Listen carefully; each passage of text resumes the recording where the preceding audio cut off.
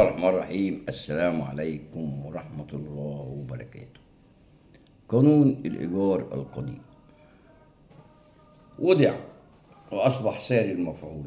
القانون رقم 164 لسنة 2025، والذي تم التصديق عليه من السيد الرئيس وتم نشره في الجريدة الرسمية، وتم العمل به من 5/8/2025، والخاص بزيادة القيمة الإيجارية للوحدات التجارية والوحدات السكنية مع فترة انتقالية لإخلاء هذه الأماكن بعد هذه الفترة 5 سنوات للوحدات التجارية و7 سنوات من الوحدات السكنية من تاريخ تنفيذ هذا القانون من تاريخ 5/8/2025.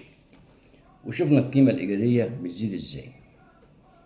طيب مش هنتكلم بقى نقول القانون في إجحاف للملاك وفي فترة انتقالية طويلة.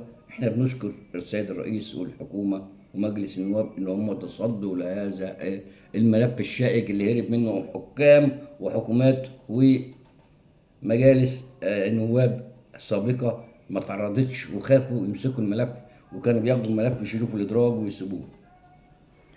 السيد الرئيس كان عنده الشجاعة والقدرة إن هو يطلع هذا الملف ويناقشه مع صدور حكم المحكمة الدستورية العليا، وتم تغيير هذا القانون السيء السمعة الذي به ظلم عقود من الزمن 60 70 80 100 سنة على الملاك، فاقدين أملاكهم وأملاكهم قصاد عينهم وقودهم وقود عيالهم، وبيتحكم في مستأجر بيأجر من الباطل وبيساوم المالك ويقول له ادفع لك فلوسك في المحكمة، ومأجره من الباطن ومشغل المحل للناس تاني ومأجر الشقة وقافلها ومربي فيها فراخ وطيور. وفي ناس مستأجرين محترمين وفي ناس مستأجرين غلابة قاعدين دلوقتي مستنيين ان يخشوا على المنصات وكيفية الوصول للمنصات عشان ياخدوا بدائل ويعيشوا حياة كريمة. انما اللي بيساوم هو دلوقتي بيقول لك هنطلع على الشوارع وهنحط رايات سوداء وهنعمل استمر التمرد وهنعمل ايه، ولا هيعملوا حاجة ولا هتقدر تعمل اي حاجة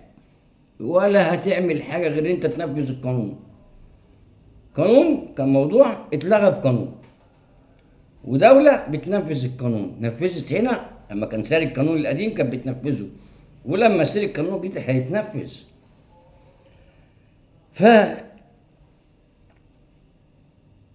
الناس بتسألني سؤال كتير جدا جدا: هل القانون ده هيتطبق؟ وخاصة مساكن الأوقاف والوحدات التجارية للأوقاف. في أماكن يعني وزارات عندها أماكن مأجراها الأفراد، الإدارات المحلية وبتاعش يعني عارف، وجمعيات أهلية والكلام دوت، وجمعيات التكافل الاجتماعي أو يعني أو التضامن الاجتماعي دوت مأجر، وتبع وزارة التضامن، تبع وزارة الأوقاف، تبع وزارة مأجرين إيجار قانون قديم من زمان. طب أنا مأجر شقة من الأوقاف أو مأجر محل من الأوقاف وبقاله 30 40 سنة، من قبل سنة 96 50 سنة، هل هينطبق عليه هذا القانون؟ أقول له أيوه. واحد بقى إيه من اللي هم بيسخنوا يقول لك يا عم ده القانون ده نزل عشان أملاك الأوقاف، عشان الدولة تاخد الأملاك. ما الدولة لو عايزة تاخدها هتاخدها، مش محتاجة تنزل القانون. معلش يعني لو هو بقى عافية، لا، ده الدولة بتنظم قانون والقانون يتطبق على الأفراد. ليه؟ القانون بيقول لك إيه؟ من المستأجر الأصلي، المالك الأصلي أو المؤجر. حط كلمة تحت كلمة المؤجر. المؤجر دي ممكن تكون هيئة حكومية مأجرة الأفراد، يبقى يسري عليها القانون ويسري على الأفراد اللي هي مستأجرة منين؟ من هذه الوزارات. يبقى القانون بيطبق على على المحلات المؤجرة من وزارة الأوقاف، سواء كانت وحدات سكنية أو وحدات تجارية أو أي مصلحة أو أي هيئة أو أي وزارة حكومية يطبق عليها هذا القانون. يبقى